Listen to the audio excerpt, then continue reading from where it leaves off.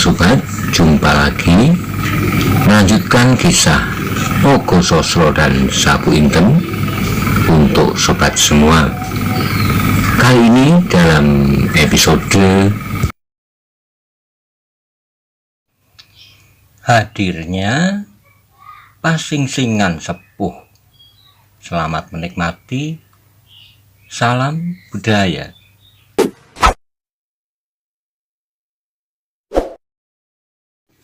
Pada episode sebelumnya dikisahkan tujuan Maiso Jenar dan Kebu Kanigoro memancing kemarahan Paniling dan Darbo atau Radite dan Anggoro berhasil. Kemudian Kebu Kanigoro keluar dari rumah lalu disusul dengan Radite. Bagaimana kisah selanjutnya? Simak bersama-sama. Monggo kula aturi subscribe, like, komen, soho share. Matur nuwun. Di luar ia melihat Kanigoro telah bersiap. Bahkan demikian ia melangkah keluar, terdengarlah Kebu Kanigoro berteriak, "Hati-hatilah, hei orang bernama Radite, aku datang untuk membunuhmu." Demikian suara itu lenyap ditelan angin malam. Nampaklah tubuh Kanigoro dengan garangnya melayang menyerang Ki Paniling. Paniling yang sebenarnya bernama Radite terkejut sekali mendapat serangan yang demikian tiba-tiba, cepat dan luar biasa kuatnya. Dengan demikian dapat mengukur betapa sakti lawannya. Dalam pada itu timbul pula pertanyaan dalam dirinya tentang orang yang mengaku bernama Tumenggung Surojoyo. Tetapi ia sempat banyak berpikir, lawannya bergerak demikian cepat dan berbahaya. Karena itu pun segera harus melayaninya. Maka segera terjadilah perkelahian yang dahsyat. Perkelahian antara dua orang sakti yang sukar dicari bandingnya. Dalam pada itu segera terasa oleh Kebu Kanigoro bahwa Radite benar-benar seorang yang benar-benar sakti, seorang yang telah mencapai tingkatan yang sangat tinggi dalam meresapi ilmunya. Meskipun orang tua itu tidak nampak terlalu banyak bergerak, namun setiap gerakannya mengandung unsur-unsur yang sangat berbahaya. Baliknya, setelah mereka bertempur beberapa saat, Radite pun menjadi heran atas lawannya yang masih muda itu. Dalam usia yang baru menjelang pertengahan abad, telah memiliki ilmu yang sedemikian sempurna. Bahkan kadang-kadang sangat membingungkan. Apalagi ketika Radite melihat beberapa unsur gerak yang dikenalnya dengan baik.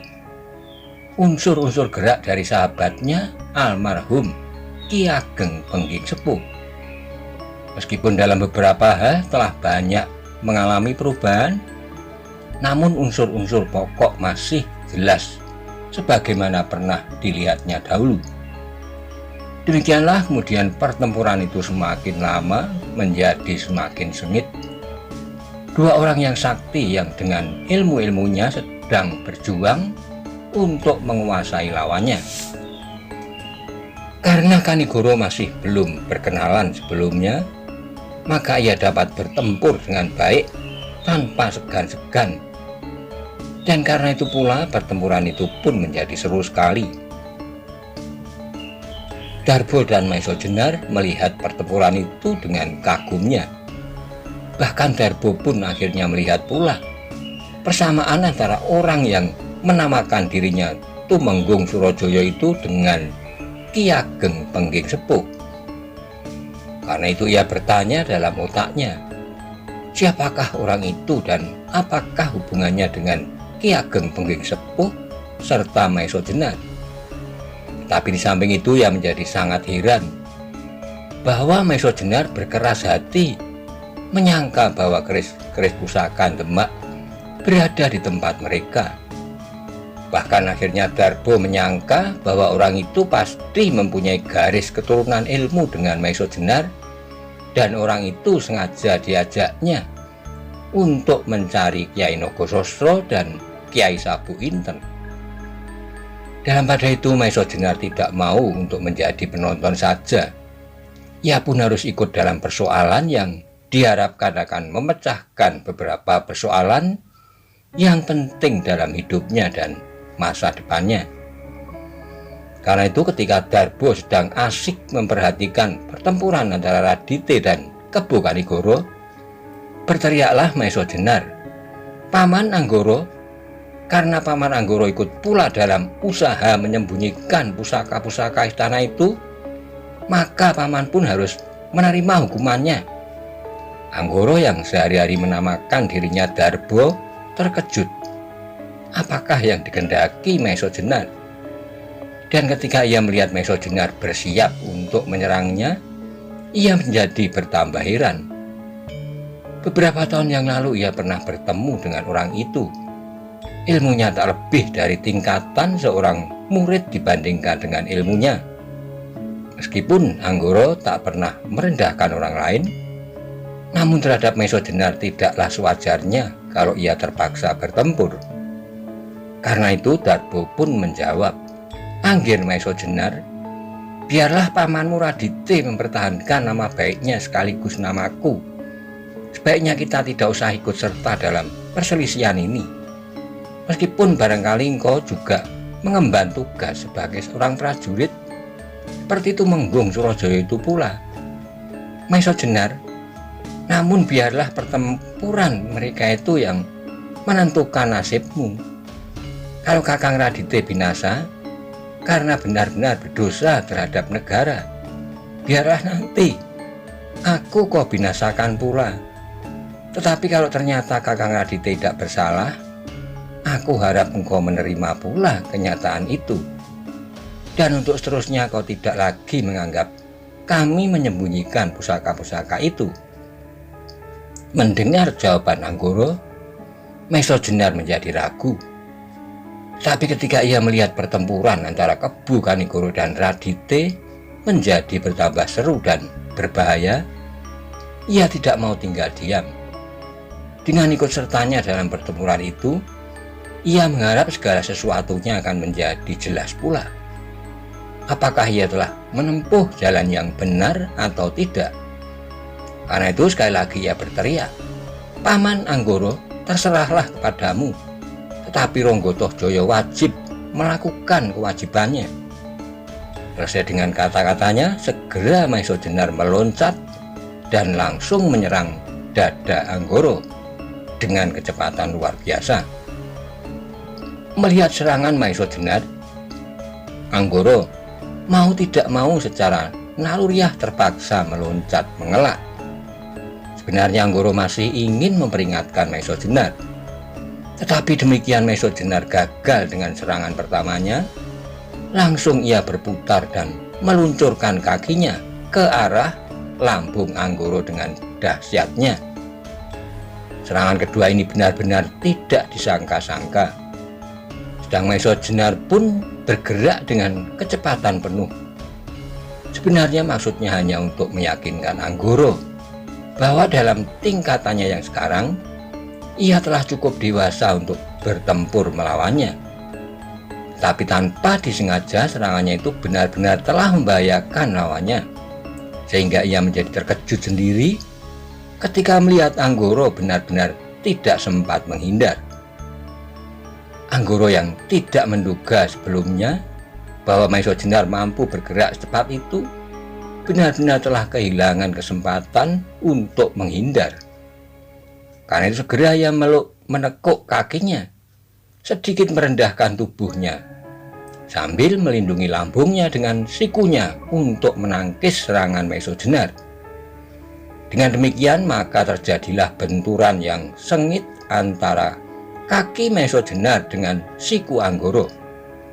Akibatnya mengejutkan, bahkan tidak diduga-duga oleh Maeso Jenar dan juga oleh Anggoro. Dalam benturan yang terjadi, Anggoro dan Maeso Jenar masing-masing terdorong surut. Bagi Maesojenar yang sejak semula mengagumi kesaktian kedua tokoh murid Pasingsingan itu, menjadi heran bahwa kekuatan yang ada pada dirinya setelah ia bekerja keras untuk menemukan intisari dari ilmunya dapat mengimbangi kekuatan Anggoro. Sedangkan Anggoro menjadi heran dan bertanya-tanya di dalam hati, siapakah yang telah mengubah Maesojenar dalam waktu-waktu terakhir ini menjadi seorang yang sedemikian kuatnya. Tetapi karena itulah, maka akhirnya Anggoro menjadi sadar bahwa Maesojenar benar-benar telah memiliki bekal untuk melakukan tugasnya. Dengan demikian, Anggoro kemudian benar-benar telah siap menghadapi segala kemungkinan yang dapat terjadi. Saat kemudian kembali Maesojenar menyerang dengan cepatnya. Tapi kali ini Anggoro telah dapat mengetahui bahwa Maesojenar sekarang bukanlah Maesojenar beberapa tahun lalu, ketika bersama-sama dengan Mantingan, Wirorogo, Gajah Alit, dan Paningron bertempur melawan Simorudro Tua dari Lodoyo dan Pasingsingan. Ketika itu Maesojenar berlima tidak lebih daripada 5 ekor tikus melawan 2 ekor kucing yang ganas. Tapi tikus itu kini telah berubah, tidak saja sebagai seekor kucing yang ganas, namun benar-benar telah berubah menjadi seekor harimau yang garang. Karena itulah, maka Anggoro pun menyambut serangan Maesojenar dengan penuh kewaspadaan. Waspadaan seorang sakti yang mempunyai perbendaharaan pengalaman seluas lautan. Demikianlah, di ujung pedukuhan kecil yang sepi itu terjadilah 2 lingkaran pertempuran yang sengit.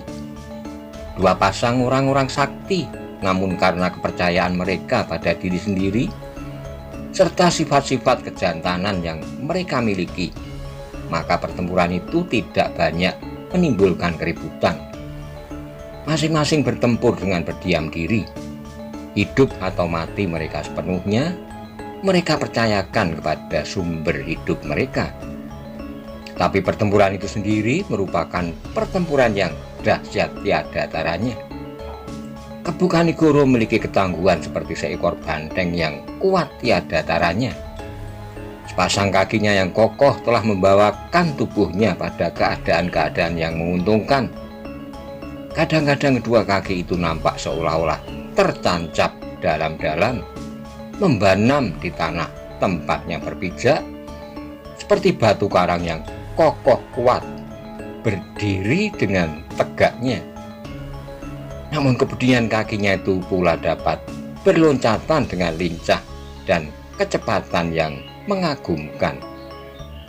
Sebaliknya, Radite pun mempunyai keistimewaan yang sukar ada bandingnya.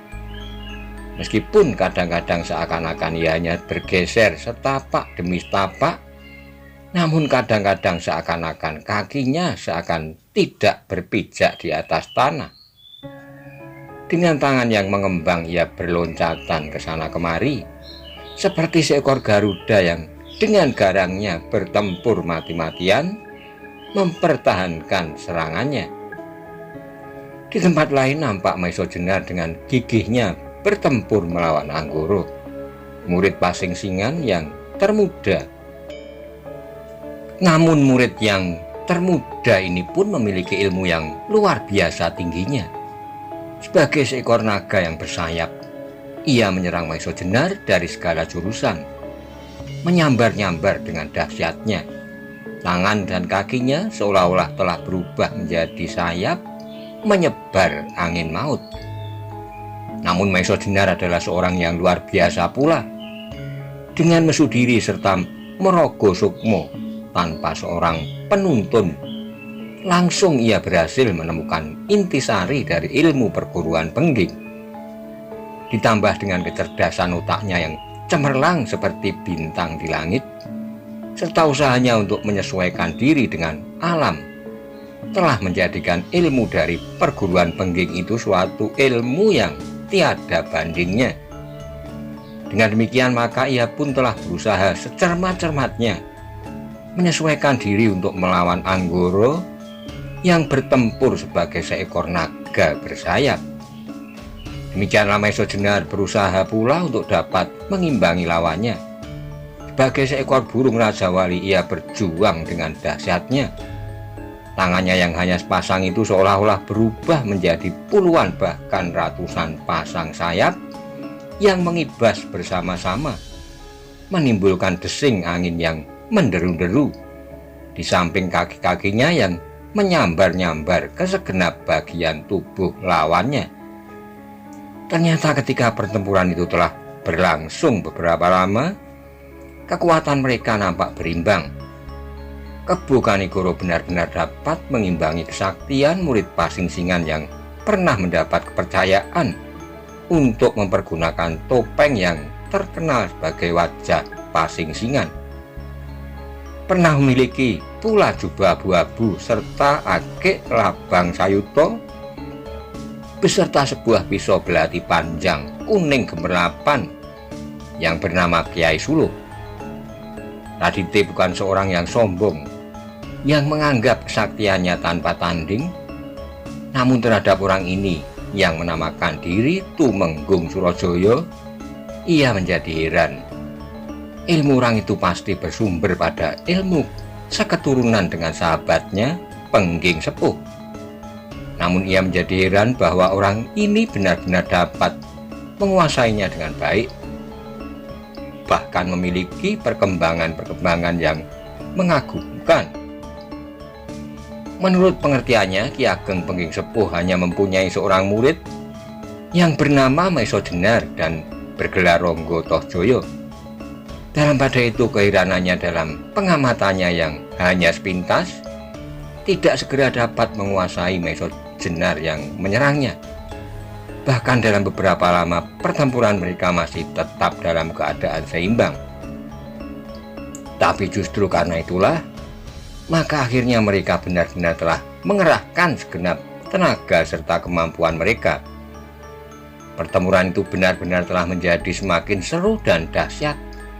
Bahkan yang nampak kemudian hanyalah bayangan-bayangan hitam di dalam gelapnya malam yang berloncat-loncatan, berputar-putar semakin lama semakin cepat, yang akhirnya menjadi seolah-olah dua pasang Wisnu dalam bentuknya yang hitam cemani, menari-nari dengan lincahnya mengungkapkan sebuah tarian maut yang mengerikan.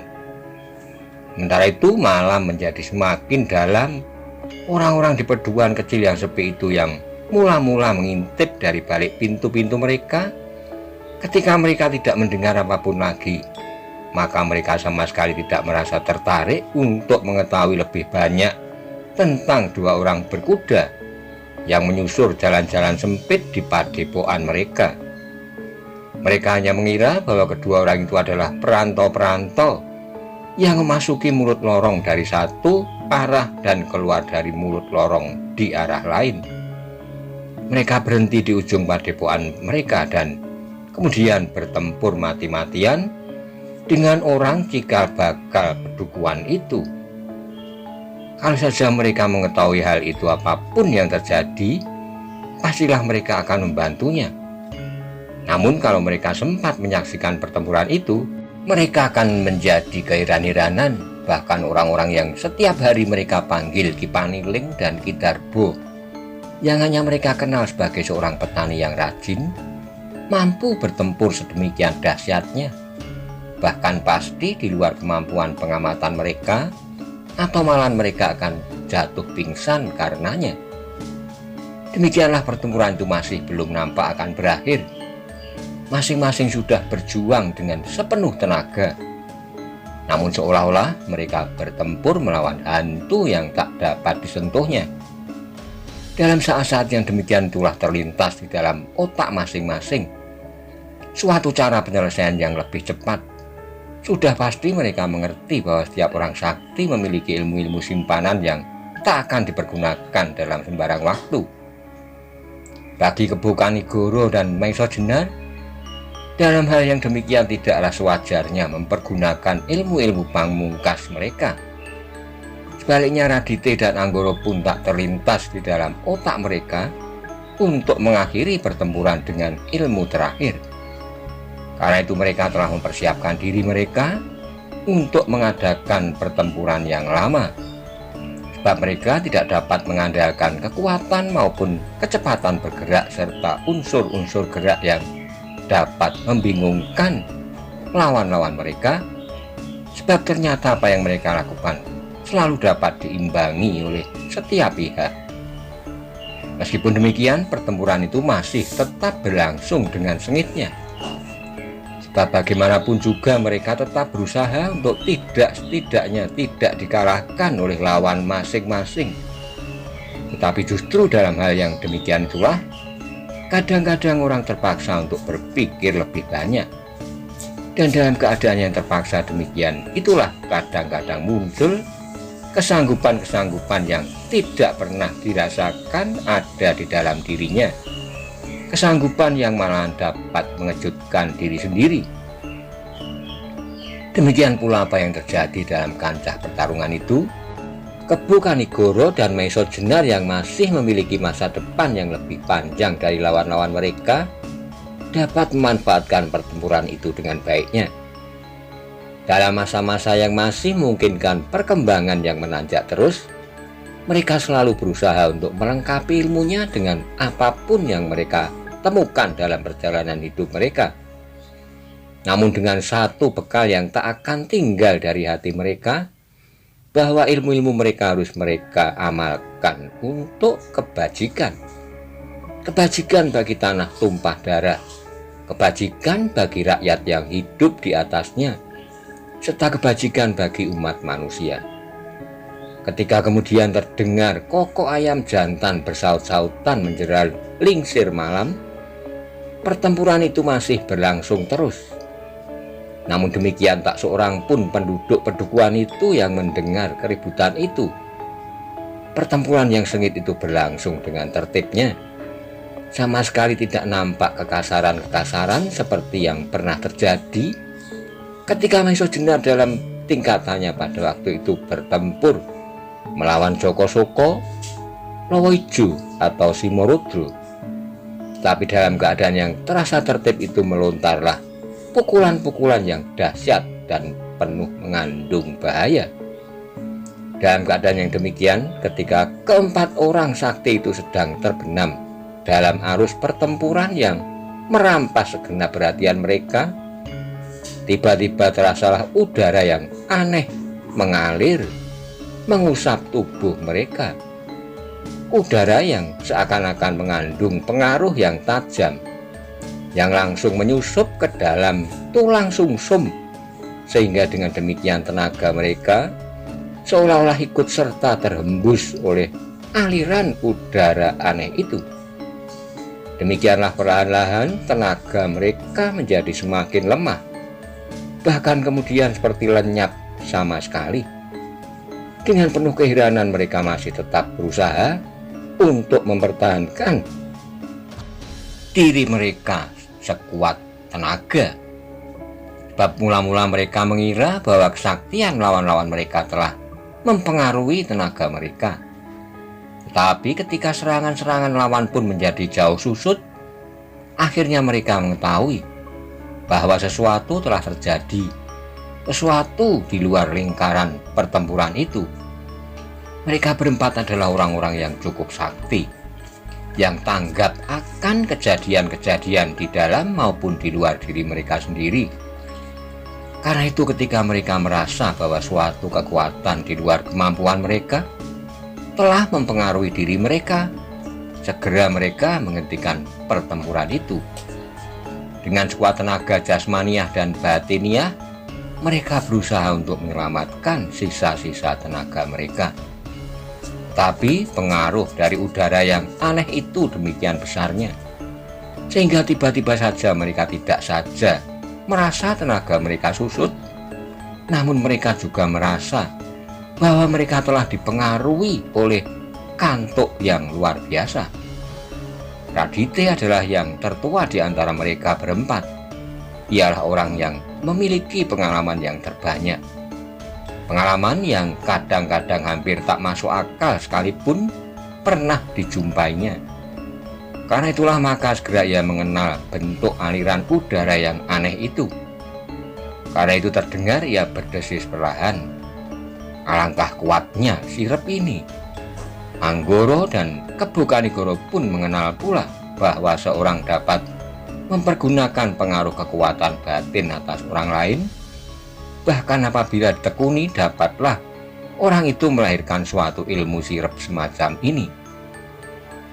Sedang Maesa Jenar sendiri pernah mengalami betapa pengaruh sirep itu dapat melenyapkan kesadaran seseorang, sehingga orang yang berada di dalam lingkungan itu dapat seolah-olah tidur nyenyak sekali.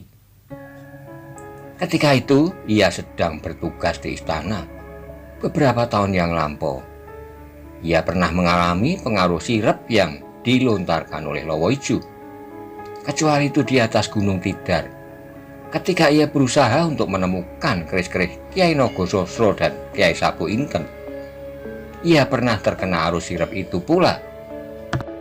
Sirep yang disebarkan oleh Gajah Suro, namun yang sebenarnya telah dapat dilenyapkan oleh si Morodro tua. Kalau saja pada saat itu seorang yang bernama Titis Anganten dari ujung timur tidak membantunya. Sekarang kembali ia mengalami pengaruh sirep. Seandainya kekuatan sirep ini sama dengan kekuatan sirep yang pernah mempengaruhinya, maka dalam tingkatannya yang sekarang ini kekuatan sirep itu tidak akan banyak pengaruhnya. Tetapi ternyata kekuatan sirep yang sekarang jauh lebih besar dari yang pernah mempengaruhinya dahulu. Bahkan dalam tingkatan yang sekarang hampir-hampir ia tidak mampu untuk mempertahankan kesadarannya, apalagi tenaganya. Dalam keadaan yang demikian akhirnya mereka berempat hanya dapat duduk bersila sambil mengheningkan cipta, berusaha untuk tetap dalam keadaan sadar. Malam yang kelam masih saja terserak di permukaan bumi. Di daun-daun pepohonan bergayutan titik-titik yang setetes demi setetes berjatuhan, mengusik rumput-rumput kering yang bertebaran di sana-sini dengan liarnya. Suasana kemudian menjadi hening sepi. Lama-lama di kejauhan terdengar suara-suara jangkrik seperti teriakan bayi yang kehausan susu ibunya. Dalam pada itu ketika mereka sedang tekun berjuang untuk tidak kehilangan kesadaran, tiba-tiba melayanglah sebuah bayangan yang hitam yang kemudian dengan cepat sekali seolah-olah tidak menyentuh tanah telah berdiri di hadapan mereka. Dan bersamaan dengan itu terasa bahwa pengaruh sirep itu pun menjadi semakin kendor. Bahkan kemudian dengan cepatnya lenyap dari diri mereka berempat. Meskipun mereka terkejut pula atas kehadiran seseorang tanpa diduganya lebih dahulu, namun mereka sempat pula menarik napas lega atas kebebasan mereka dari ikatan udara yang aneh itu. Ketika mereka telah sempat memperhatikan bayangan yang berdiri di hadapan mereka, tahulah mereka bahwa orang itu adalah orang yang mengenakan jubah yang hanya nampak kehitam-hitaman di dalam gelap malam. Namun dalam pada itu, Maesa Jenar segera mengenal bahwa orang itu adalah orang yang selalu dikenalnya mengenakan jubah abu-abu. Karena itu segera terpancarlah cahaya yang cerah dari wajahnya.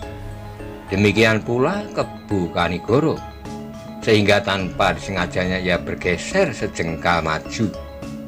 Adapun Radite dan Anggoro ketika melihat orang yang berjubah itu tegak di hadapan mereka seperti patung, terlonjaklah dada mereka.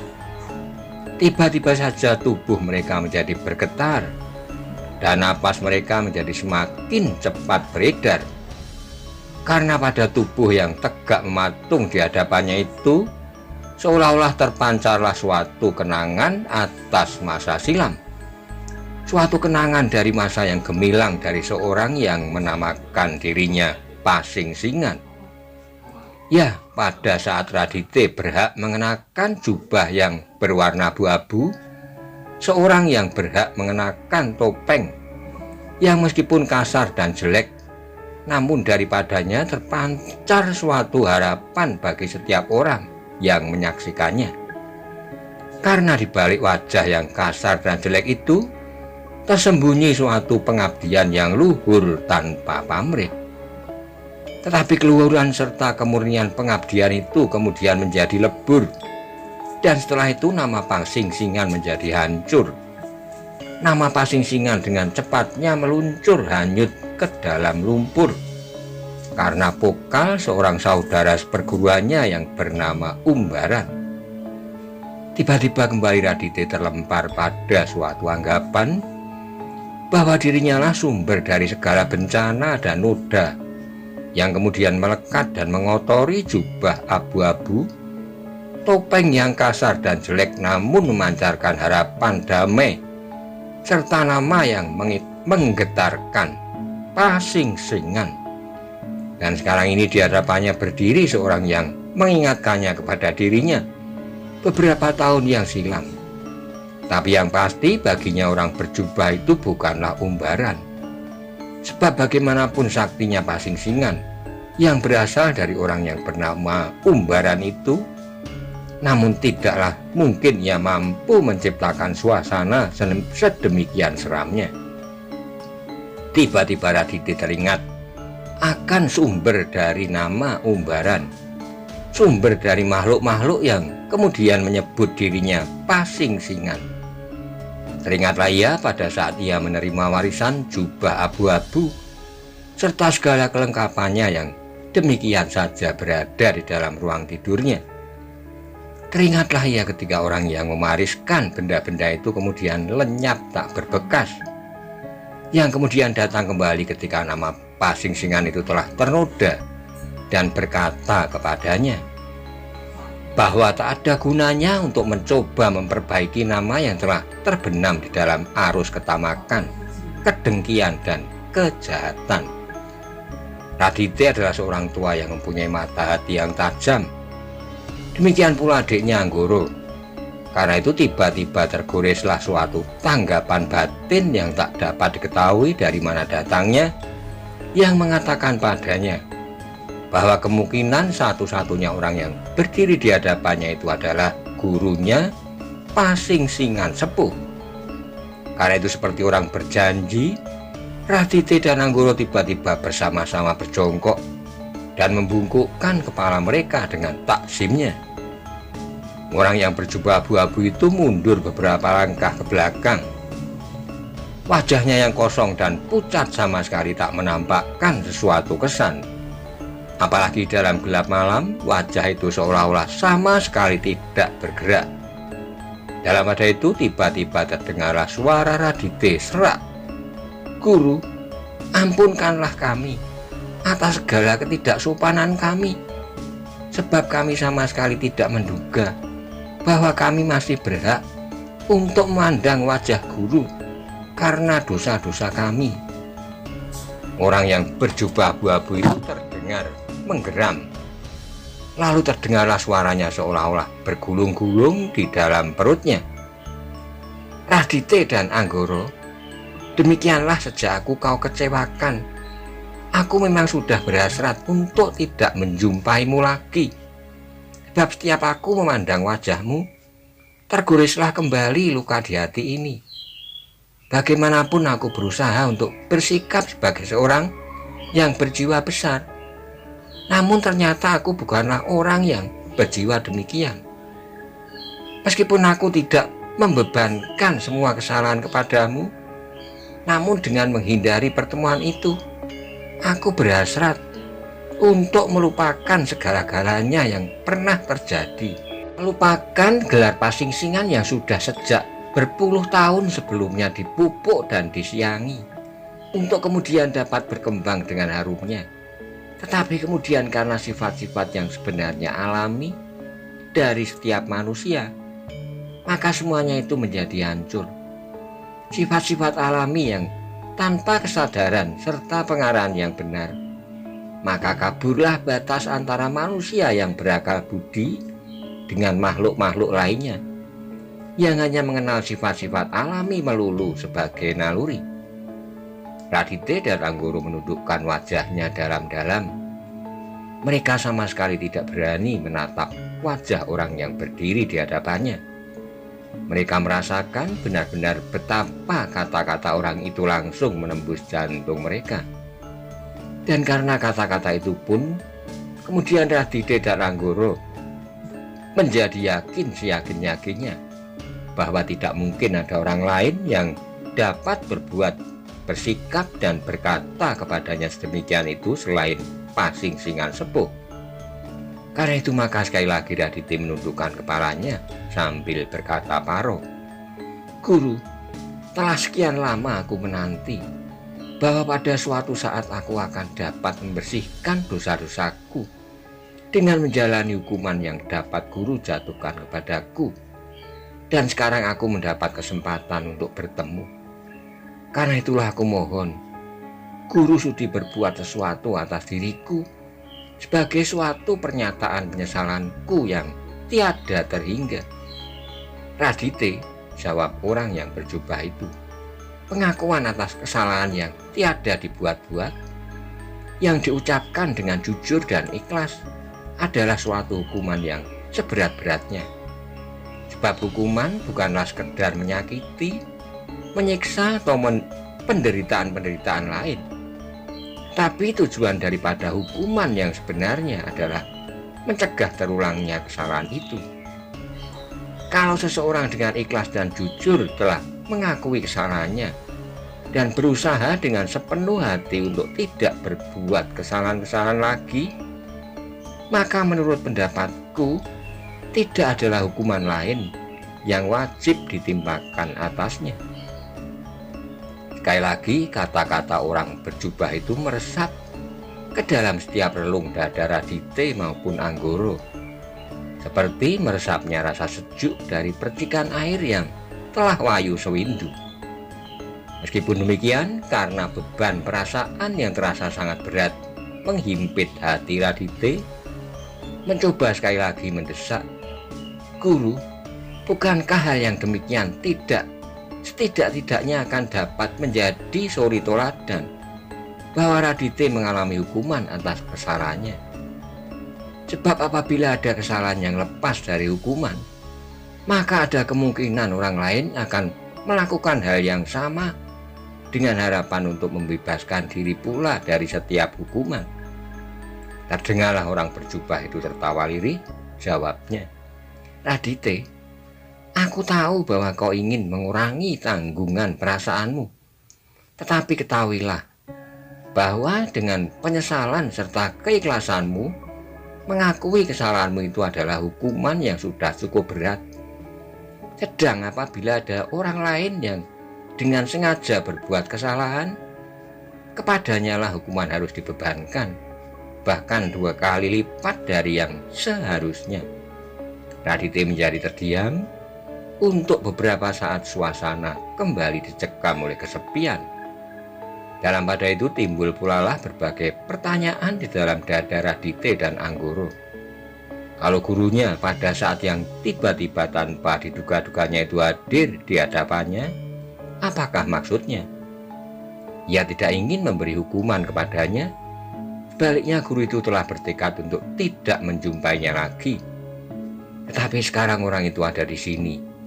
Baru kemudian teringatlah oleh Raditya bahwa di sampingnya ada orang lain dari perguruan lain, yaitu Maeswa Jenar dan orang yang menamakan dirinya Tumenggung Surojoyo.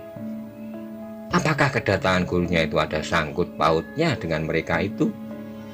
Karena itu kemudian bertanyalah, "Iya, Guru, kalau demikian apakah aku berhak mempersilahkan guru untuk singgah ke dalam pondokku